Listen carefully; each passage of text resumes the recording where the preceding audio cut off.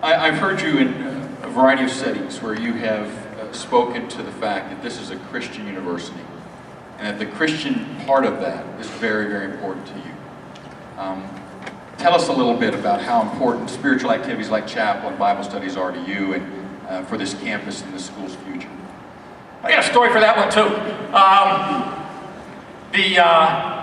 I was reading a book the other day, and a guy was talking about, of all things, he was talking about Madonna, the pop singer, and he was talking about Mother Teresa. And he was saying, in one of the, not that I listen to Madonna, because I don't, but in one of her recent releases, she wrote a song, and in that song, she said the following. She said, I don't know anybody that's really happy. And you think about that for a second, and you think about who she is. She is so popular, she is so famous, she has so much money, she knows the wealthiest, most popular, most renowned people in the world. And she says, you know what, I don't know anybody that's really happy. Now you think about that and you think, okay, now think about Mother Teresa, because I was reading about her. And people were saying, you know, you get up every day. You don't have much money, you don't have many resources, and you spend your entire day with sick children. Poor children, sick children, they don't have much, you don't have much, but you spend your whole day with them. How do you do that? And she said, you know what, you can't believe how much peace and joy I have in my life. And so those two people, and the comparison of that is so interesting to me. But then they pushed her and they said, how do you do it? Most of us can't get through our day and we don't make near the contribution you make. How do you do it? And she said it's very simple. You know, batteries run out eventually of power. And the world's a lot like that. You know, there's a lot of things that can get you excited. There's a lot of things that can motivate you in the short run. You might go to a concert, you might go to a movie, you might go on a date. There's a lot of things that can be motivational for you and encouraging for you in the short run. But batteries always run out. I see myself this way. I'm a wire. I'm a wire. We're all wires. And what we need to understand is that we need to connect that wire to a power source that doesn't run out. That's the only way any of us can make it. And it's so easy, because I'm so busy and you're so busy, and you've got classes and you've got friends and you've got practices and you've got all kinds of things that occupy your time. It's so easy for us to forget that. If we don't take ourselves as a wire and connect it to that source of power so that current can run through us, we have no chance of finding the same peace and that same inner contentment and happiness that she had. We just don't have a chance to do it. It's easy to forget it, but I'll tell you what, it's so easy to forget it today because we have so much around us. I mean, we have the ability to be entertained at a moment's notice in hundreds of ways.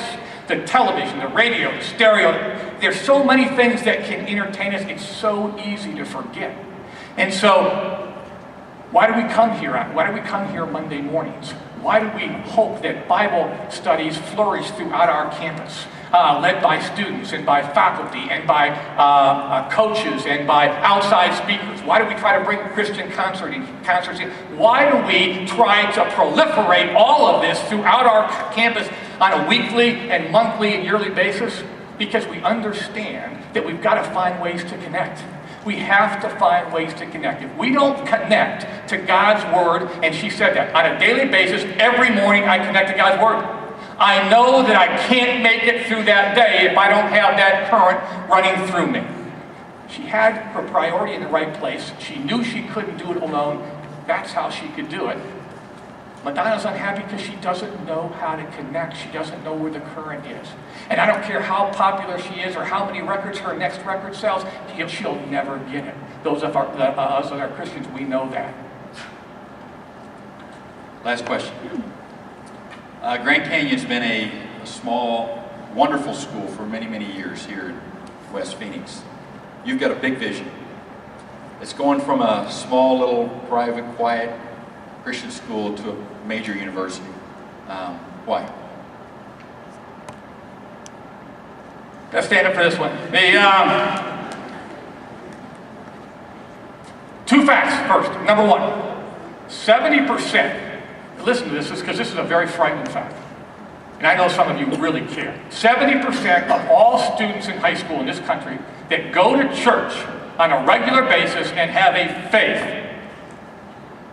if they go to a secular university, 70% of them, by the time they finish their 4 years, will no longer be going to church and will no longer have a faith. Now, don't get me wrong. There are wonderful ministries down the street at Arizona State University, and my sons participated in some of those. It absolutely is possible and reasonable to go to a state university, a secular university, and have a good academic experience and also have a good spiritual experience. That's possible, but it's not easy.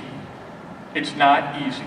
The world is moving very rapidly in this country in the direction of being a secular country, and a lot of it's being pushed by the secularism of the state university system, where Christians many times not just are not accepted, but they're actually made fun of.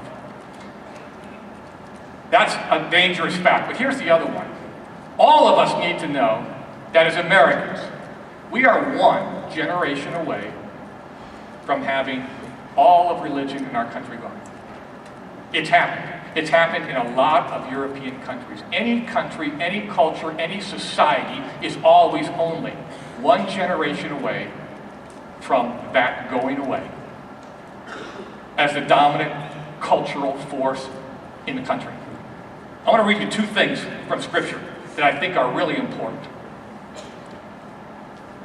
Numbers, chapter 14, 27 to 31. The Israelites have been in captivity for 400 years. God said, it's enough. I will bring my people out of captivity. I'll bring them out of slavery. I'll lead them across the desert. I'm going to lead them to the promised land, and they're going to fulfill their destiny as my people. And so all of those things happened. And all of what happened with the plagues and with Pharaoh and all that needed to happen did happen. And God provided the power. He provided the energy. He provided the wherewithal for that to happen. And they got to the brink. And Moses chose 12 guys. And he said, go scout the land. Go scout the land and go come back with a report. And so they did. They went out and they came back. In Numbers 14, chapter 20, verse 27, here's what they said when they came back. They gave Moses this account. We went into the land to which you sent us, and it does flow with milk and honey. Here is its fruit. But the people who live there are powerful, and the cities are fortified and very large. We even saw the descendants of Anak there. The Amalekites live in Negev. The Hittites, the Jebusites, and the Amorites live in the hill country, and the Canaanites live near the sea and along the Jordan. And also they live along the Jordan. Then Caleb silenced the people before Moses and said, we should go up and take possession of the land, for we can certainly do it. But the men who had gone up with him said, we can't attack those people. They are stronger than we are. Of course, we know what happened, right? God got so disgusted with them that he sent them back into the desert for 40 years until that whole generation died before he would let people who trusted him and had faith in him and who believed in him could inherit that land and realize their destiny. Only Caleb and Joseph came back and said, we can do it.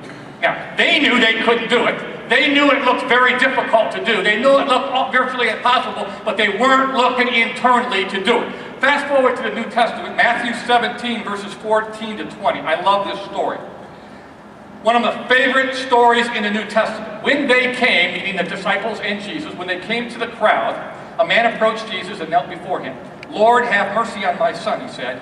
He has seizures and is suffering greatly. He often falls into the fire or into the water. I brought him to your disciples, but they could not heal him. O unbelieving and perverse generation, Jesus replied, how long shall I stay with you? How long shall I put up with you? I worry about that a little bit because my wife says that to me about once a month. That was a joke. Bring the boy to me, Jesus rebuked it. Bring the boy to me. Jesus rebuked the demon, and it came out of the boy, and he was healed from that moment. Then the disciples came to Jesus in private. They came to Jesus in private and asked, "Why couldn't we drive the demon out?" He replied, "Because you have so little faith. I tell you the truth, if you have faith as small as a mustard seed, you can say to this mountain, 'Move from here to there,' and it will move." Why not just stay a small Christian college? Why grow? We have 4,000 students on our campus. Why would we want 12,000 students on our campus? There's only one other private Christian university in the whole state of Arizona. We're moving fast in the direction of being a secular country in a secular state. It's really difficult today for people to afford to go to private Christian colleges. There are private Christian colleges across this country everywhere that are closing their doors. They have serviced students for 100 years, and they're closing their doors. We have stumbled upon a financial model that works. We've stumbled upon a financial model that works for everybody. It works for our investors, it works for our students, it works for our faculty, it works for our staff. It's an affordable model that doesn't put pressure on the taxpayers. That's not my model. I didn't do that. Our CFO didn't do that. God is directing us in a way, and His expectations are not small expectations. His expectations are that we use what we have here to really drive the gospel home to the state of Arizona and to the Southwest in a way that it can be transformative. What does that mean? That means that I'd love to see 5,000 teachers, elementary and secondary school teachers, that come through Grand Canyon University and go out and work in our public schools and bring the love of Jesus Christ to students all over this state. It means that we would love to see 5,000 people graduate from our nursing program and go into hospitals and clinics and bring the love of Jesus as part of their ministry to the state of Arizona. That means we'd like to have hundreds and hundreds and hundreds of people graduate from our business program and go out there and start businesses and work for businesses and grow businesses and allow them to flourish and become leaders in those businesses, and people will know if you go work there, you're working for a Christian company. And the same thing in all the other areas that we teach. This is a big time for us. This is a big time for us. You are at the beginning stages of this. I am at the beginning stages of this, but we are not going to tell God He can't do this.